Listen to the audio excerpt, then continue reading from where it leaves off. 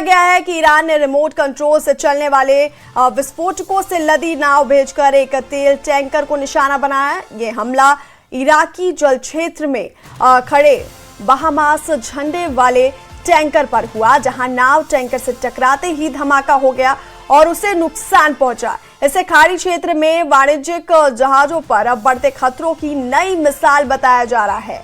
ईरानी पक्ष ने यह भी दावा किया कि उसने फारस की खाड़ी के उत्तरी हिस्से में एक अमेरिकी जहाज को भी निशाना बनाया है।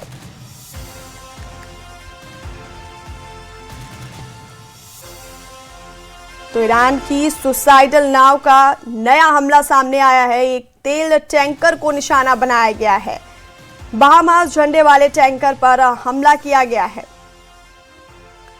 तो ईरान ने अमेरिकी जहाज को निशाना बनाने का दावा किया है। सुसाइडल ड्रोन के बाद अब सुसाइडल नाव का ये नया हमला सामने आया है।